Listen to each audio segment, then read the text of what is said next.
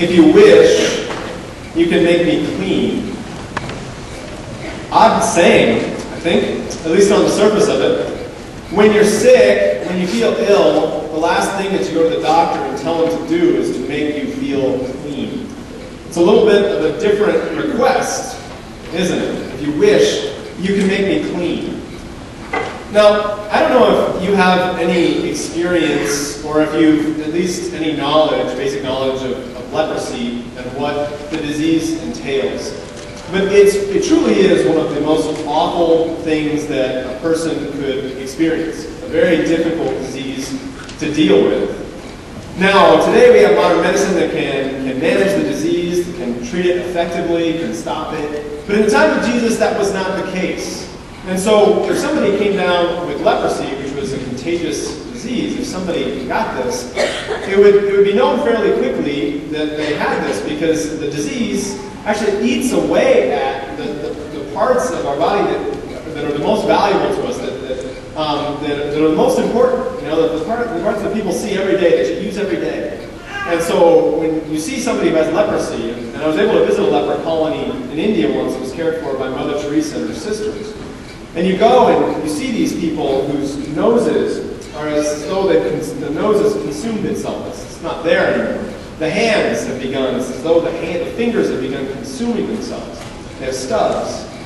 It's really an awful thing, and you can totally understand why people in the time of Christ would have wanted these people to be quarantined from society. They didn't know any other way to treat it. And so, when someone came down with leprosy, as you know, they had to stay away from everything. Everything. And so it impacted them in more than just the sense of physical pain or suffering.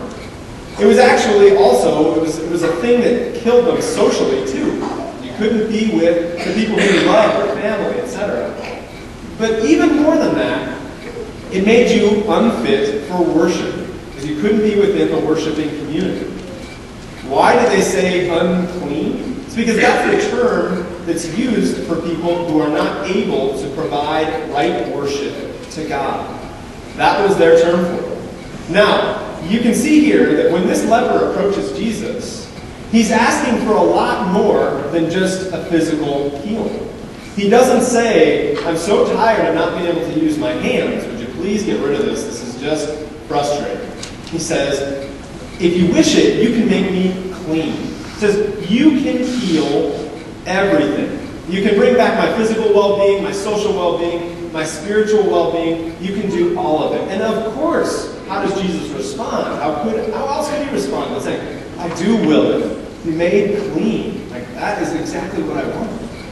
And you think about all the healings that are in the scriptures. Every healing that Jesus does in the gospel is usually just a sign. Physical healing is a sign of some kind of greater healing that's going on.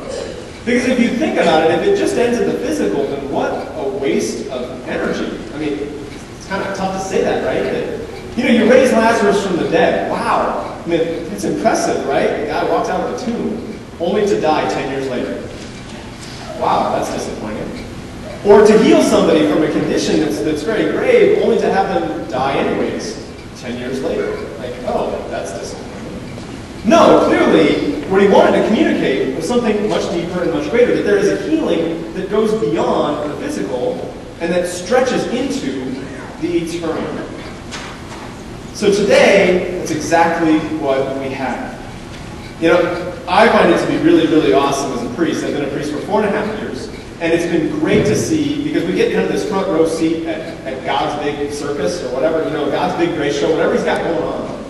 But what's really amazing is the ability to see how that healing and all those things that happened in the time of Jesus and all those things that Jesus did still take place within the church.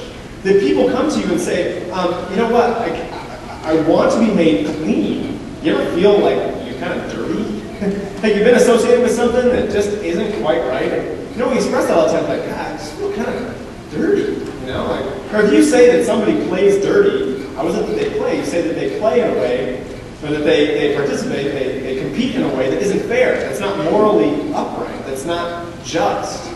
And so oftentimes we express our moral and spiritual brokenness by saying exactly what the leper did. I feel unclean. Like, I feel dirty. I feel kind of nasty, scurvy. Like, I got to do something good for somebody, you know? Well, what is it that Christ does but sit there through his priests in that box over there and say, be made clean, like I do will. And what's so phenomenal as a priest is to be able to sit and have that front row seat at that show as people come to you and say, I'm not clean, like I feel dirty, I gotta lay this stuff down before you, I want to be made clean. And to be able to say through Christ, I do will it, be made clean, like I give you the healing that is Christ. Now, I focus on that in part because, I walked into this community at a time that's a tough time to walk in as a visiting priest. I know that you mourn the loss of Monsignor Werner. And, I've been a priest for 4 years. Monsignor Werner was a priest for what, 65 or something like that. And as I understand it, most of that time was spent here in Cedar County. And I can't help but think of how many messes Monsignor Werner cleaned up. How many people came to him in need of healing when he was able to provide that to. How much good has been done has been the effect of a life well lived, a life that was lived as Christ walking in your midst. Just from my place, I'm the chaplain at SCOTUS, and I go on the March for Life. The last couple of years I've been able to go on that. And on that march, you have a number of your students from Cedar Catholic that are on it. And I just have to tell you, I know that Monsignor had a big part in those, in the Catholic students, and he really fought for those.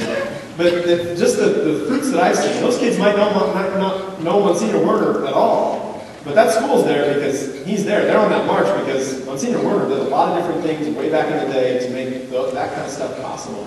And I have to tell you that those kids represent you as a community exceedingly well, like extremely well. When you think about the effects of a life well lived, a life lived as Christ did, because the fact is that life, no matter where you're at in it, sometimes gets a little dirty. Sometimes it gets a little messy. And that's exactly why you need people walking as Christ in your midst to help clean up the mess, to help bring what Christ alone can bring. So today, I pray for you guys as you mourn the loss of somebody who has done so much for you, I think, over the years, over 60 some odd years of ministry. But we can also give thanks, I think, for the impact of a life well lived. It's amazing what one person can do, isn't it? When you look around and just think about the impact that one person can have. So, Monsignor Werner, rest in peace. We're praying for you. And you guys remain in my prayers. God is good, and in Jesus Christ we praise.